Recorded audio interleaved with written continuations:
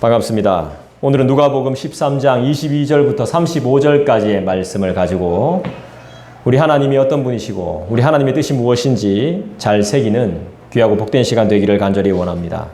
주여 열어주소서라는 제목으로 말씀을 나누도록 하겠습니다. 예수님은 지금 우리에게 말씀하십니다. 좁은 문으로 들어가길 힘쓰라고 말씀합니다. 어떤 문이요? 네, 넓은 문이 아닙니다. 좁은 문. 그러니까 좁은 길이겠죠? 넓은 길이 아닙니다. 좁은 길일 겁니다. 우리는 그 문을 반드시 통과해야 뭘 받을까요? 그렇습니다. 구원을 받습니다. 좁은 문을 통과해야 됩니다. 구원은 쉽게 받는 것이 아닙니다.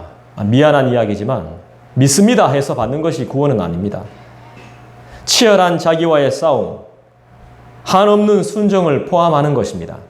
순종, 싸움. 그 문은 닫혀버리면 다시 열리지 않는다고 합니다. 그 문이 닫혀버리기 전에 열려 있을 때 빨리 들어가야 됩니다. 닫혀버리면 들어갈 기회가 없습니다. 예수님은 분봉왕 헤롯에 의해서 목숨의 위협을 받습니다.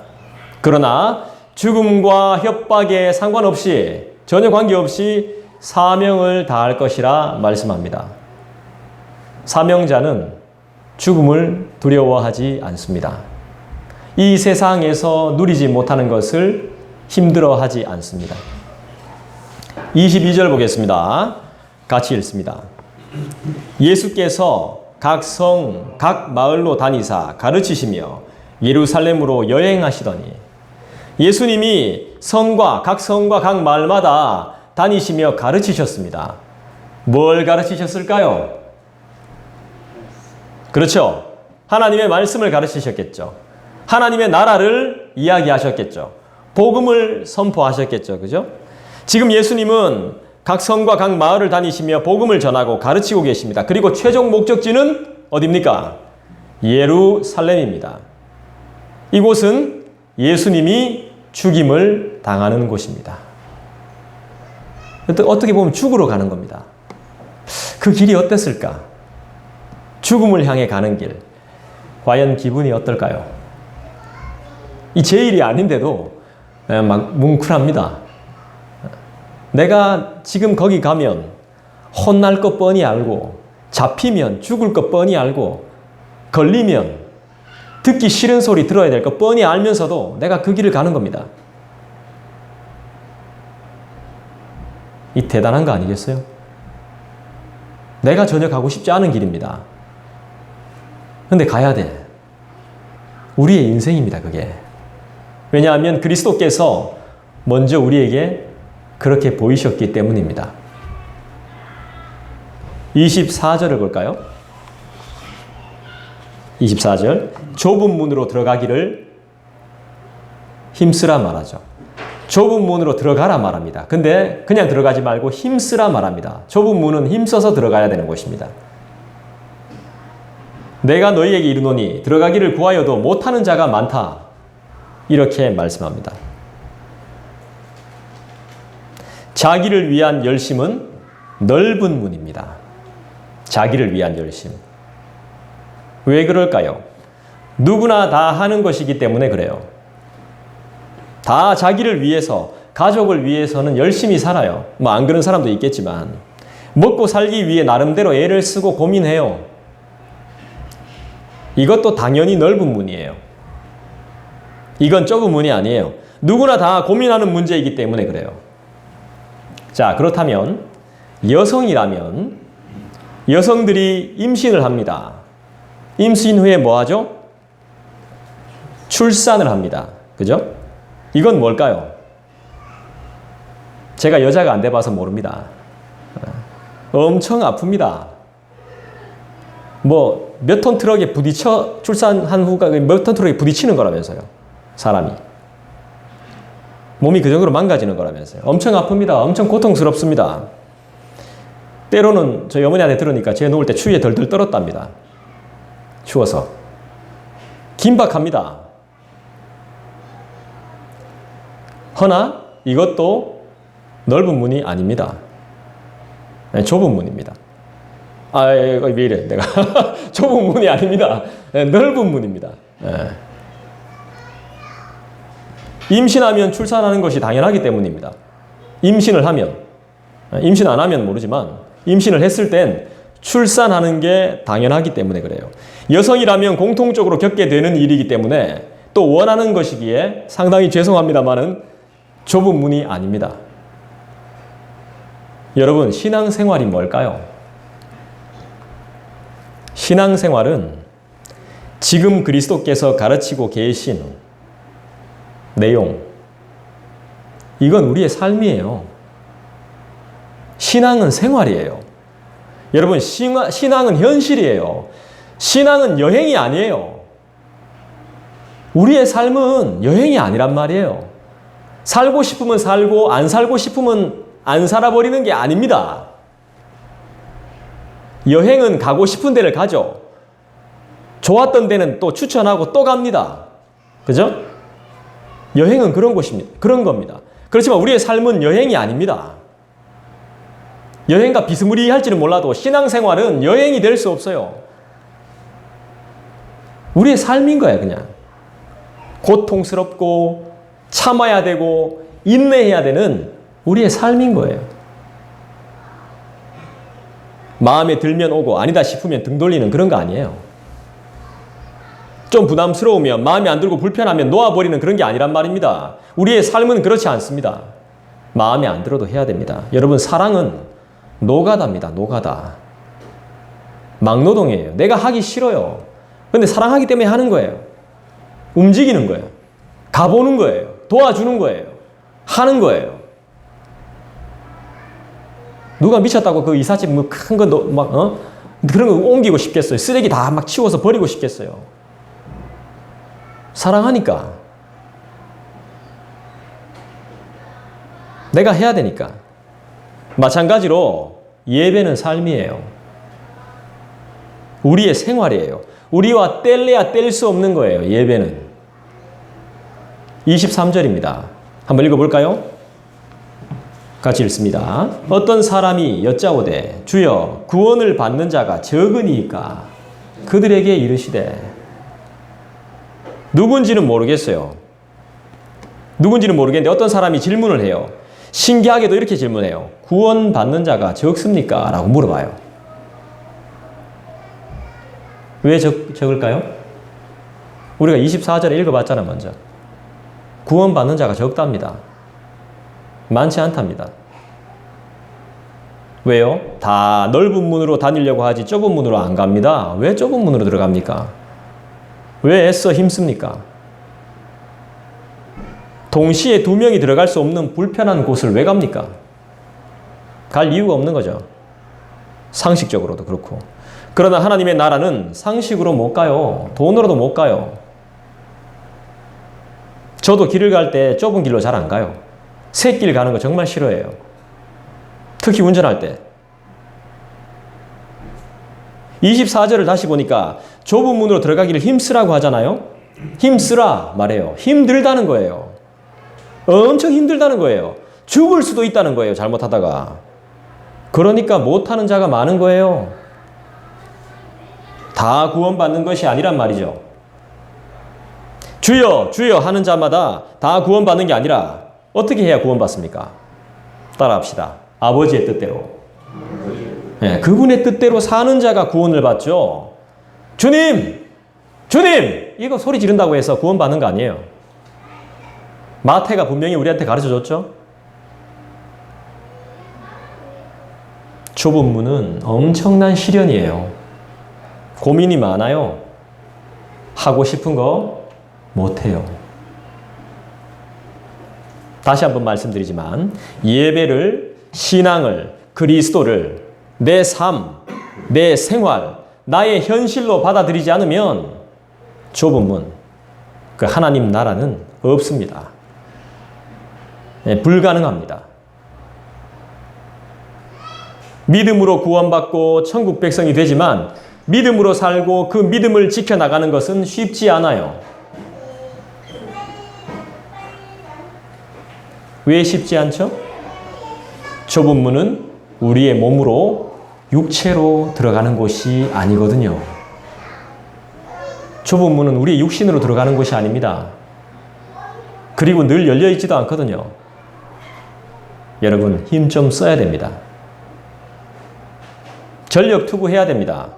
노력해야 됩니다. 먹고 살기 위해 돈 벌려고 노력하듯이 싸워야 됩니다. 좁은 문은 아마 천국 문이겠죠. 그 문은 여러분 자동문이 아니라는 사실입니다. 더구나 안에서 열어줘야 열립니다. 벨도 없습니다. 주인 마음대로입니다. 25절 볼게요. 집주인이 일어나 문을 한 번 닫은 후에 너희가 밖에 서서 문을 두드리며 주여 열어주소서 하면 그가 대답하여 이르되 나는 너희가 어디에서 온 자인지 알지 못하노라 하리니. 구원은 내가 얻어야 될 것입니다. 내가 받아야 될 것이죠.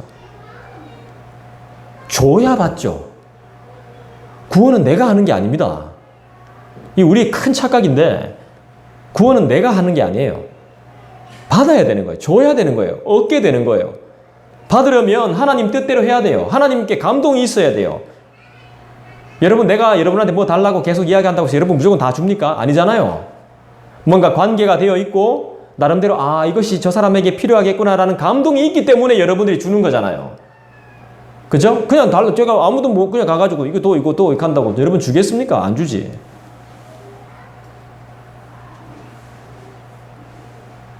받으려면 하나님 뜻대로 해야 돼요. 자기 뜻으로는 구원 못 받습니다. 살 수도 없습니다. 사는 것도 아니고 파는 것도 아닙니다. 아버지의 뜻을 알기 위해 우리는 하나님의 말씀을 듣고 쓰고 공부하는 것입니다. 남한테 맡겨놓지 말고 여러분 직접 하셔야 됩니다. 그리고 아이들과도 함께 하세요. 그것이 바로 여러분들의 사명입니다. 죽을지 모르는 길을 가면서도 여러분들이 해야 될 사명이 아이들과 함께 말씀 공부하는 겁니다. 말씀을 쓰는 겁니다. 말씀을 암송하는 거예요. 말씀을 듣는 거예요.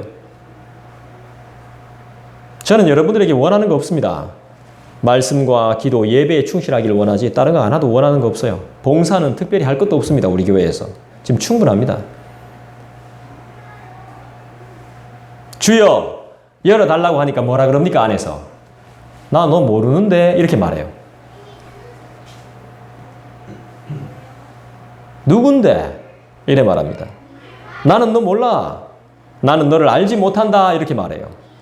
26절 봅시다. 그때 너희가 말하되 우리는 주 앞에서 먹고 마셨으며 주는 또한 우리를 길거리에서 가르치셨나이다 하나. 모른다 했더니 뭐라 그럽니까? 우린 주 앞에서 먹고 마셨고 같이 식사했다 이 말이겠죠? 또 우리를 길거리에서 주님이 가르치셨잖아요. 당신과 나는 인연이 있단 말입니다. 이렇게 말하는 거예요. 가르침을 받고 같이 식사도 했는데 모른다고 주님이 말씀하세요. 내가 매주 예배 시간 철저히 지키고 없는 돈, 아까운 돈, 내 피 같은 돈 준비해서 헌금하고 기도할 때 조용히 하고 눈도 감았는데 왜 날 모른다고 하는 겁니까? 왜? 왜 모른다고 하실까요? 바리새인들은 예수님을 시험에 빠뜨리기 위해서 식사 자리에 초대했어요. 예수님과 진짜 밥 먹고 싶어서 교제하고 싶어서 식사한 거 아니에요. 예수님을 시험에 빠뜨리려고, 유혹하려고 식사 자리에 초대한 거예요. 계획을 가지고 또 약점을 잡기 위해서 그분의 말씀을 길거리에서 들었어요. 그 바리새인들이 모여서 하는 그 길이 있어요. 뭐 아고라인가 하는 그 길이 있습니다. 거기서 장사도 하고 모여서 이야기도 하고 가르침을 받기도 하고 그런 곳이 있습니다. 약점 잡으려고 이야기 듣고 있었던 겁니다. 주님의 말씀이 궁금해서 내가 그게 생명의 말씀이라고 믿어서 들었던 게 아니었어요. 그러니까 예수님이 모른다 하시죠.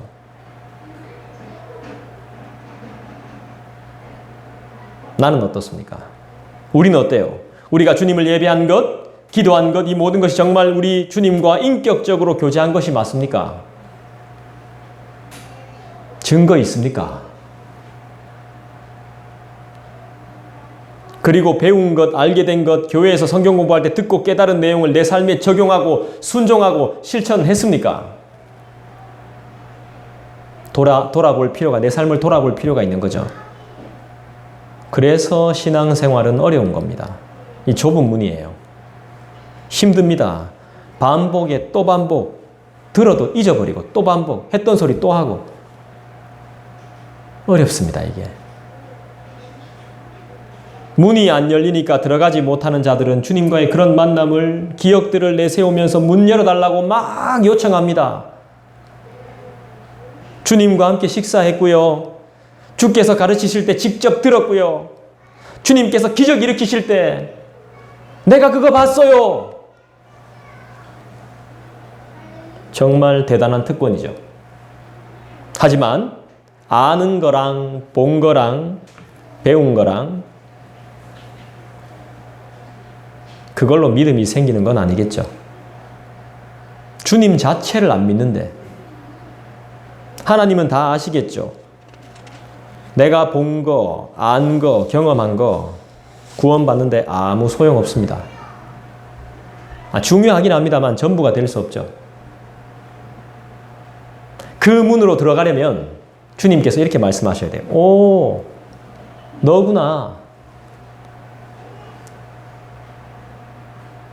우리 집 문 두드릴 때 나 아니면 안 열어줍니다. 내 새끼들 아니면 안 열어줘요. 저희 집사람 아니면 절대 안 열어줍니다. 내가 아는 사람 아니면 절대 안 열어줘요. 택배 시킨 적 없습니다. 안 열어줍니다. 절대. 왜 열어줍니까? 내가 너를 알지. 내가 너를 안다. 알 때 열어줍니다. 모르는데 왜 열어줘요? 여기서 안다는 것은 그분과 인격적인 깊은 만남이 있었다는 겁니다. 어떤 사람과 한 몇 번, 며칠 카톡 주고받고 전화통화하고 만나서 3-4시간 이야기했는데도 저를 모른다고 하더라고요. 나를 모른대요.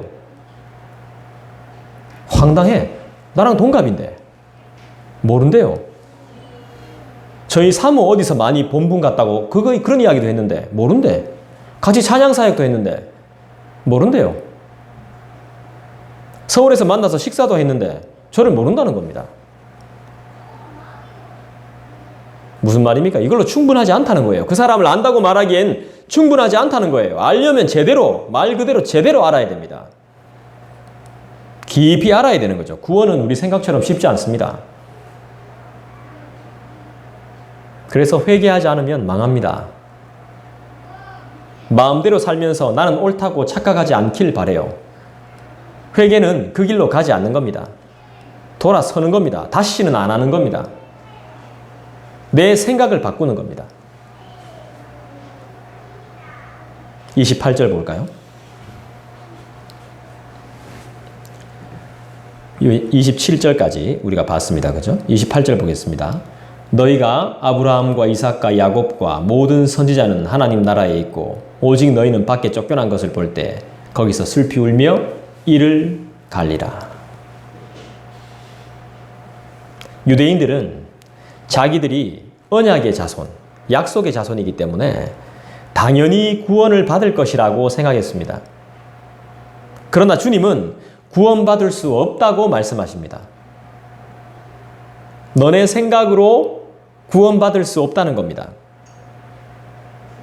자기들의 생각을 끝까지 고집했으며 27절에 나오는 것처럼 악행을 일삼았으며 너무도 형식적인 종교 생활로 만족하는 자는 구원을 받지 못하고 하나님 잔치에서 거부당해서 밖에서 슬피 울며 이를 지근지근 갈게 될 것이라고 이야기합니다. 제 이야기를 하나 해도 되겠습니까? 죄 짓기를 즐겨하고 지금도 죄를 많이 짓습니다만은 그냥 제 삶이 죄 자체였을 때 우리가 지금 함께 보고 있는 성경은 저에게 가장 쓸모없는 책이었습니다.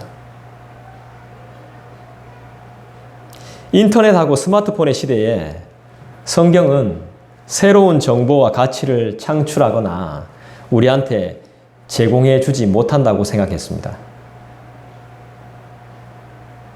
그리고 지금 경제가 얼마나 빨리 돌아갑니까? 코로나로 인해 가지고 세상은 완전히 달라졌는데 빨리 어서 이런 이야기들이 삶을 지배하는 이 시대에 신앙생활을 한다? 믿는다? 기도는 그리고 우리에게 오는 응답은 속도가 너무 느린 거예요. 빨리 어서 이런 시대에 답답한 거죠. 그리고 교회는 내 빡빡한 살림살이를 넉넉하게 해주지도 못해요. 자본주의 시대에 종교는 애물단지예요.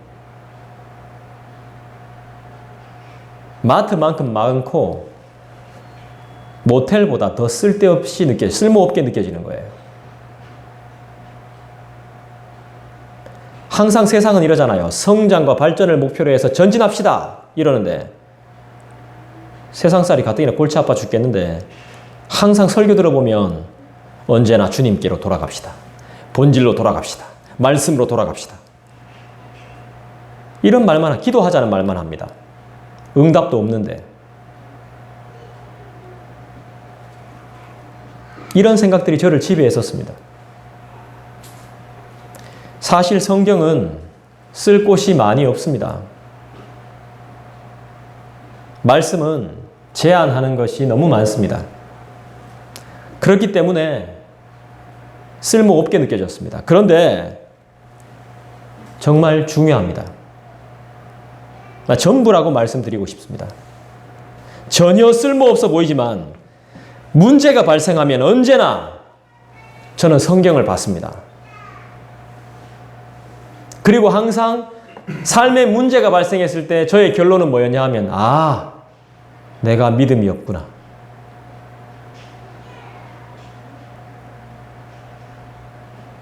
신앙은, 믿음은 우리의 삶의 문제와 무게를 가볍게 해줍니다. 다윗은 자기의 성전 건축을 계획했을 때 하나님께서 허락하시지 않습니다. 내가 뭔가를 계획했을 때 거부당했습니다. 그럼 우린 낙심합니다. 그런데 다윗은 받아들입니다. 그러면서 어떻게 해요? 다윗이 직접 짓지 않고 하나님이 세우세요. 그걸 제가 성경을 통해 보게 됩니다. 하나님, 내가 이런 계획이 있어요 했을 때 거부당했습니다. 아니, 아예 무시당했어요. 그럼 상처받잖아요. 나 하나님 안 믿어. 그런데 그게 아니라 하나님이 세워주셨던 거죠. 하나님의 방법대로. 원망하지 않습니다. 그의 집을 하나님이 세워주신다는 사실을 깨달아 알았기 때문이죠. 하나님이 우리의 집을 세웁니다. 그리고 짐을 대신 지십니다.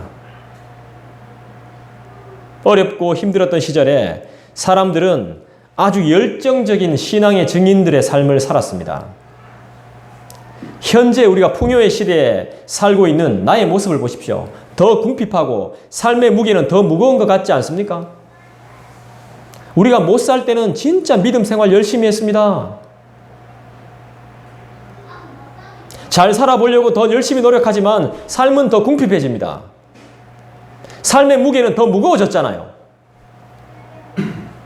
삶의 무게에 눌려서 사람들의 마음은 더욱 지치고 병들어가고 있습니다. 누가 책임지고 누가 치료할 수 있습니까? 병원? 의사? 아닙니다. 우리 주님은 어떤 분이시죠? 우리의 주인, 우리의 창조자, 구원자이십니다. 우리의 삶의 어떤 무게도 견딜 수 있게 도와주시는 분이 우리 하나님인 줄 믿습니다. 저는 저의 설교가, 말씀 증거가 여러분들의 삶에 약간이나마 유익을 끼칠 수 있기를, 약간이나마 기여했으면 좋겠다는 생각이 있어요. 간절한 소망이 있습니다. 이 저의 기도 제목입니다. 나머지는 하나님께서 하셔야 되는 거죠. 변화시키는 것은 은혜를 수여하시는 분은 하나님이시죠. 저는 아무것도 아닙니다. 저는 그냥 스피커, 귀에 넣는 보청기 하나 정도에 불과한 사람입니다. 29절, 30절 볼까요? 사람들이 동서남북으로부터 와서 하나님의 나라 잔치에 참여하리니 보라, 나중된 자로서 먼저 될 자도 있고 먼저 된 자로서 나중될 자도 있느니라 하시니라. 이방인들은 선택받지 못한 자들입니다. 그래서 유대인들이 엄청나게 멸시했습니다. 교회에 다니는 우리는 경건하고 거룩한 사람, 교회 안 다니는 사람들은 쓰레기, 이렇게 생각했습니다. 천한 사람. 하지만 그리스도를 구주로 믿고 하나님의 뜻을 구하고 순종함으로써 어떻게 됩니까? 하나님의 나라, 그 천국 잔치에 이방인들이 참여할 수 있게 되었습니다. 역전된 거란 말입니다. 역전. 30절 말씀처럼 먼저 된 자가 나중되고 나중된 자가 먼저 되는 깜짝 놀랄 일이 벌어진 겁니다. 이런 일은 지금도 계속되고 있습니다. 제가 가르쳤던 학생들, 저희 제자들, 소위 말해서 제자들, 후배들, 지금 저보다 더 뛰어나고 더 똑똑합니다. 더 귀한 일들을 많이 해요. 사람의 일은 알 수 없는 거죠, 앞일은. 얼마나 하나님 앞에 엎드리느냐에 따라 달라집니다. 엎드리는 만큼 하나님이 먹이시거든요. 오늘 교회에 나와서 예배하고 있기 때문에 나는 당연히 구원받으리라고 생각하는 사람이 있습니다. 오랫동안 교회에 출석하고 있기 때문에 나의 구원은 당연하다고 생각하는 성도 있습니다. 모태신앙이고 예수 믿는 집안에서 자랐기 때문에 구원받는다고 생각하는 성도 있습니까? 있습니다. 그 누구보다 목숨 바쳐 열심히 봉사했기 때문에 구원받을 것이라고 생각하는 성도가 있습니까? 네, 있습니다. 정말 귀하고 복되죠. 감사한 일입니다. 그렇지만 만약 수많은 수고와 열심이 있는데 그리스도께서 원하시는 간절한 기도와 신앙 고백과 인격적인 교제와 만남이 없다면, 그의 기뻐하시는 뜻대로 순종하지 않는 삶을 살고 있다면, 교회의 삶과 그냥 세상에서의 삶이 완전히 딴판이라면 그 사람에겐 천국 잔치는 그림의 떡입니다. 그 잔치는 나 아닌 다른 진실된 믿음으로 살아온 사람들이 와서 참여하게 될 것입니다. 하지만 우리에겐 기회가 아직 있습니다. 31절 보겠습니다. 곧 그때에 어떤 바리새인들이 나와서 이르되 나가서 여기를 떠나소서, 헤롯이 당신을 죽이고자 하나이다. 헤롯은 갈릴리와 베레아 지역을 맡아 관리하고 있던 분봉왕 헤롯을 말합니다. 헤롯 안디바. 이 사람 누군지 알죠? 세례 요한의 목을 자른 사람입니다. 세례 요한이 이 헤롯의 잘못을 지적했다가 목 잘림을 받았죠. 왜? 무슨 잘못이었죠? 동생의 아내를 취했거든요.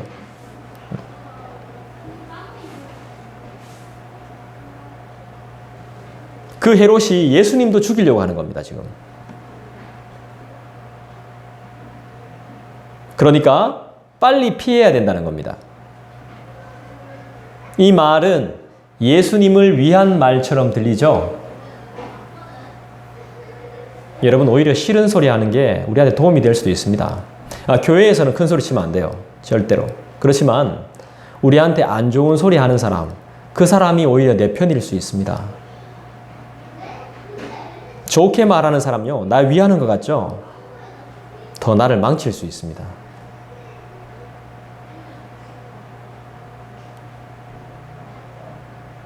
부정적인 말 말고요. 부정적인 말은 우리를 힘들게 만듭니다. 결국 부정적인 생각 때문에 오래 버틸 수 없게 만들어요. 하지만 싫은 소리 하는 사람들 있잖아요.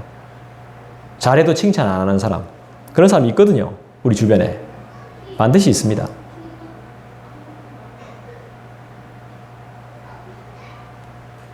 바리새인들은 헤롯을 핑계로 예수님께 지금 위협을 가하고 있는 겁니다. 그곳에서 떠나라는 겁니다. 오지 말라는 거죠. 오지 말라는 겁니다.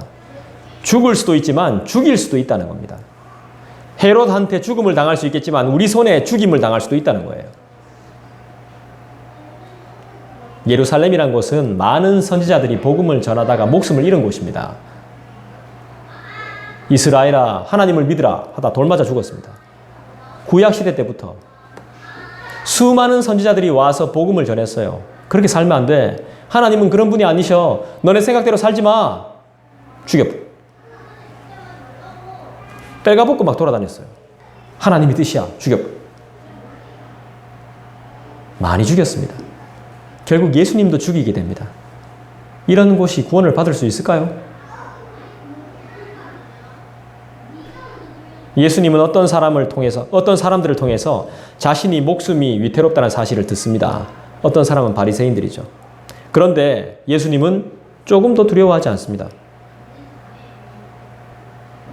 이유가 뭘까요? 하나님을 믿으니까. 간단합니다. 싫은 소리 두렵지 않은 거예요. 미안하지만 그건 같은 소리거든. 개 같은 소리거든요. 개소리거든. 우리가 집중해야 될 소리가 아니에요. 그런 걸 흘려드려야 돼. 그런 소리들은 우리를 죽일 수 없어. 어디다 대고 우리는 이렇게 생각해야 돼. 예수님은 하나님의 뜻과 계획에 따라 움직이셨어요. 예수님은 그냥 움직이신 게 아니에요. 하나님의 뜻과 그 계획대로 말씀하시고 행동하셨어요. 예수님은. 말 그대로 순종했다는 말이에요. 그러니까 두려워할 필요가 없는 거예요. 죄가 없기 때문에, 내가 꿀릴 게 없기 때문에 두려워할 필요가 없는 겁니다. 하나님을 온전히 신뢰하고 순종했어요. 사람들의 말에 휘둘릴 이유가 없는 겁니다.